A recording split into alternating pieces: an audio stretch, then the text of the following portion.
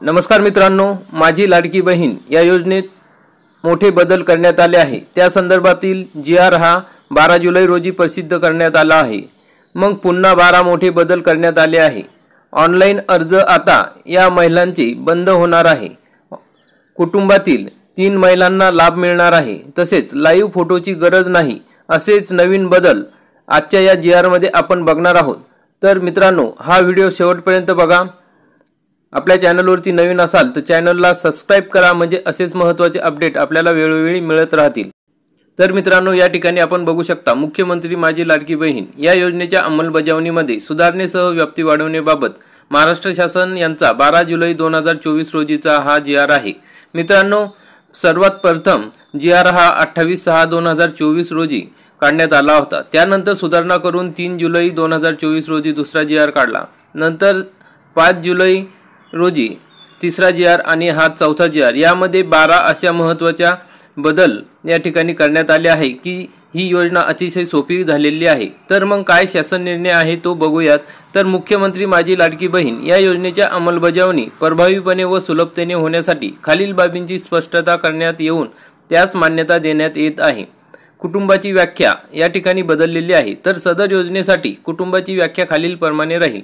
मग कुटुंब याचा अर्थ पती पत्नी त्यांची अविवाहित मुली असा स्पष्टपणे या ठिकाणी बदल केलेला आहे।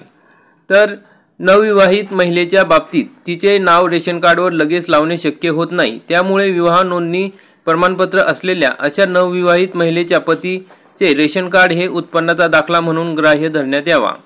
परराज्यात जन्म झालेल्या व ती सध्या महाराष्ट्रात वास्तव्यात असेल त्या महिलेने महाराष्ट्रातील अधिवास असणाऱ्या पुरुषांबरोबर विवाह केला असेल तर अशा बाबतीत त्यांच्या पतीचा जन्म दाखला, शाळा सोडल्याचे प्रमाणपत्र किंवा अधिवास प्रमाणपत्र ग्राह्य धरण्यात येते। याशिवाय महिलेच्या पतीचे 15 वर्षापूर्वीचे रेशन कार्ड व 15 वर्षापूर्वीचे मतदान कार्डही या ठिकाणी ग्राह्य धरण्यात येणार आहे। सदर योजनेचा लाभ घेण्यासाठी पोस्टातील बँक खाते ग्राह्य धरण्यात यावे।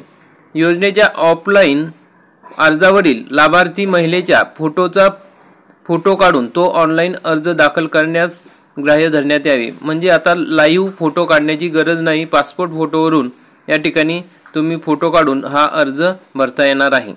सदर योजनेअंतर्गत नागरी व ग्रामीण भागातील बालवाडी सेविका, अंगणवाडी सेविका तसेच समूह संघटक, मदत कक्ष प्रमुख, आशा सेविका, सेतू सुविधा केंद्र आणि आपले सेवा केंद्र यांना पात्र महिलांचे अर्ज भरून घेण्यासाठी प्राधिकृत करण्यात येत आहे। तसेच यांचे जे मानधन आहे ते आता 50 रुपये प्रति पात्र अर्ज असे ठेवण्यात आलेले आहे।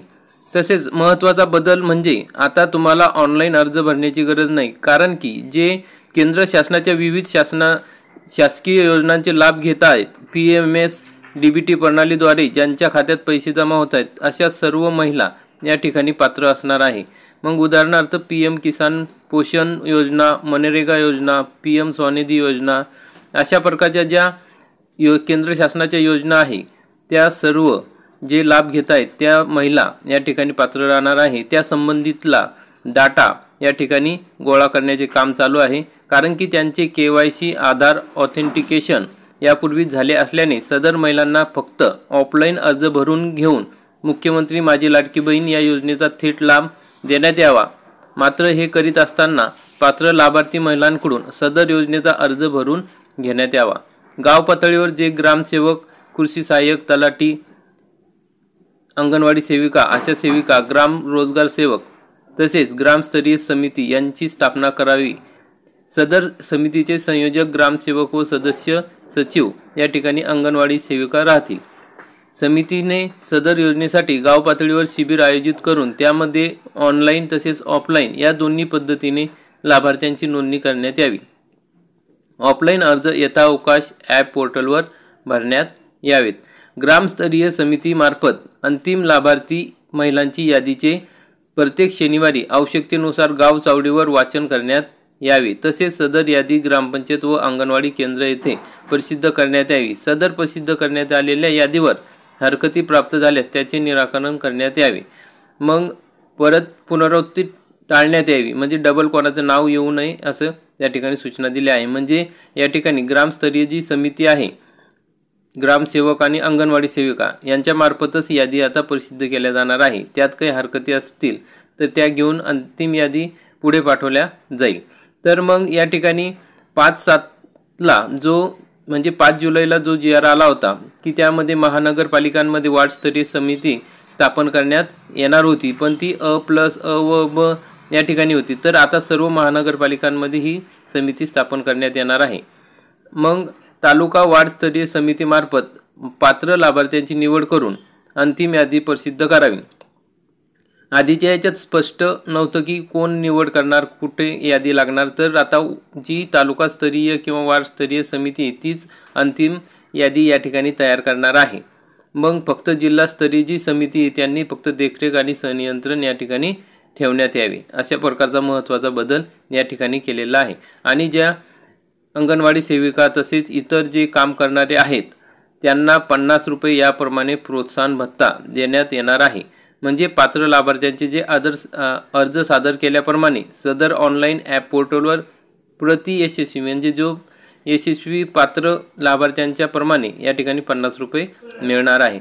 अशा प्रकारचा हा GR 11 जुलै रोजीच्या मंत्रिमंडळाच्या बैठकीत घेतलेल्या निर्णयानुसार निर्गमित करण्यात आलेला आहे। आपल्याला हा GR बघायचा असेल तर आपण maharashtra.gov.in या संकेतस्थळावर उपलब्ध करून देण्यात आलेला आहे किंवा आपल्या टेलिग्राम चॅनलवरती हा GR ठेवण्यात आलेला आहे। आपण त्या ठिकाणी जाऊन तो बघू शकता, डाउनलोड करू शकता। तर मित्रांनो, अशा प्रकारे महत्त्वाचे बदल माझी लाडकी बहीण या योजनेमध्ये करण्यात आले आहे। तर अशाच प्रकारचे व्हिडिओ बघण्यासाठी आपण या चॅनलला सबस्क्राईब करा, बेल आयकॉनला क्लिक करा, व्हिडिओ आवडला असेल तर लाईक करा। धन्यवाद।